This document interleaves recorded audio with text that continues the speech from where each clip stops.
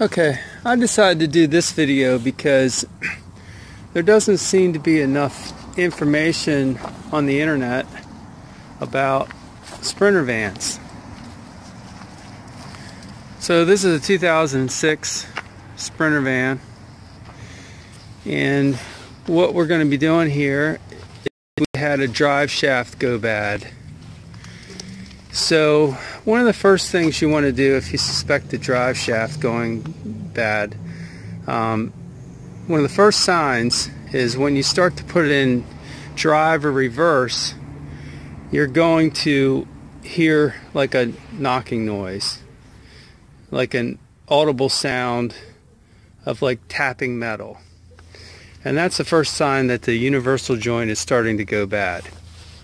So what you want to do is you want to place the vehicle on a level area, and you want to put it in neutral, and then crawl under the vehicle and try to rotate the drive shaft around. On these Sprinter vans, they have a three-piece drive shaft, so you want to grab that with your hand and rotate it around and see if you feel any play. If you keep it in park, it's going to feel like there isn't any play because of the tension on the drivetrain. So that's the first step. So then what you want to do, I've already removed it, so you want to take it off, and first you want to have the exhaust off. So you want to take out the drivetrain in the back there. You want to mark everything, the positioning of the drive shaft. I spray painted the front there and marked it, took it out. Now they say the drive shaft is not repairable on these, and so it took a little more thinking than normal. So I did some research, looked at a couple videos of other drive shafts to get an idea of what I could use to fix it.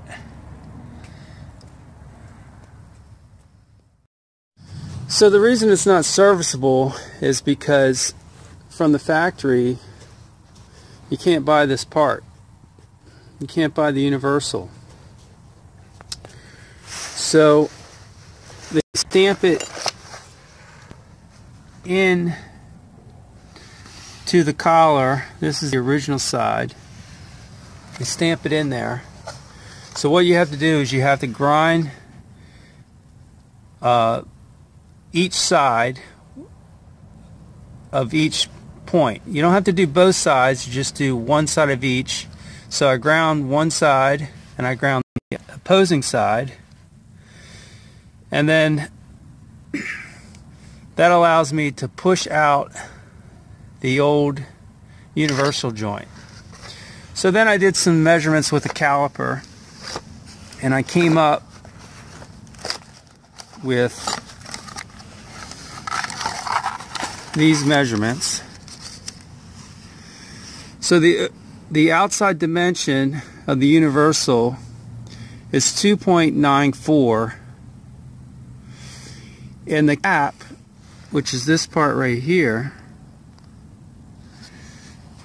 the cap is 1.064.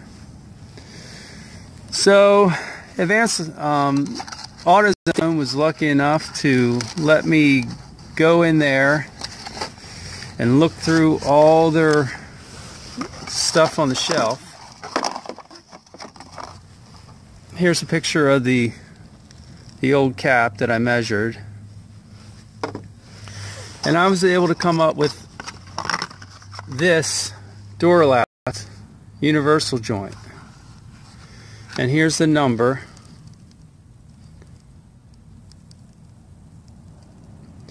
And the reason I'm doing this video is to help out people, because like I said, there's not much on the internet about this.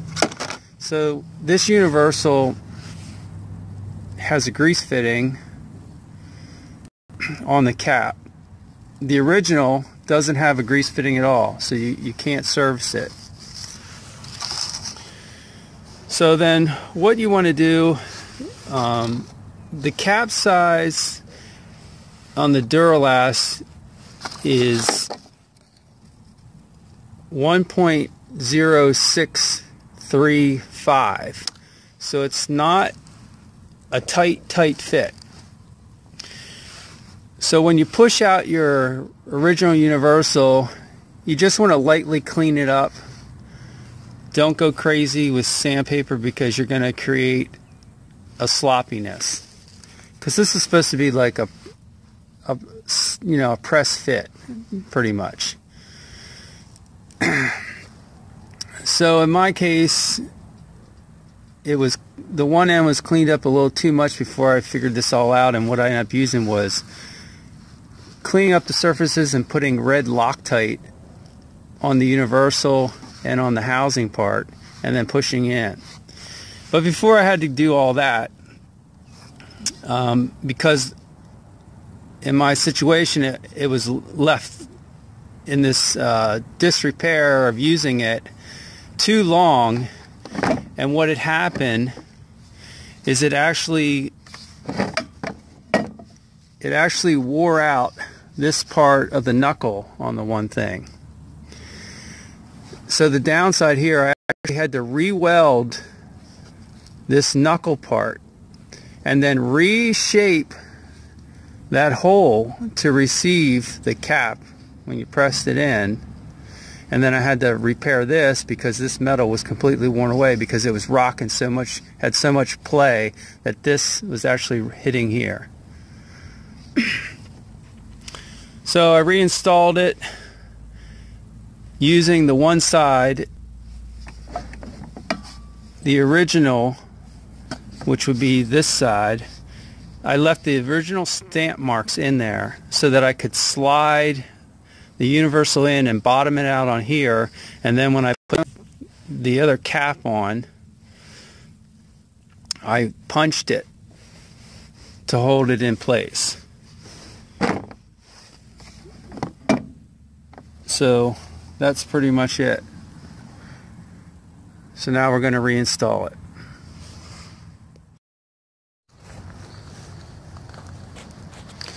Now this is the end that goes in the front part of the other piece of the drive shaft.